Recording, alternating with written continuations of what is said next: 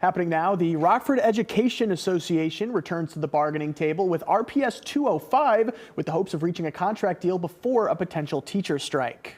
Here's a live look from the east side of Rockford, where the cold weather isn't stopping members of the Teachers Union rally outside the REA building along Rote Road, where tonight's negotiations are taking place. The Teachers Union voted back on January 24th to authorize a strike, which can happen February 21st at the earliest. Earlier this week, RPS leaders shared how they would adapt should teachers walk out on the job, including keeping some schools open to look after children.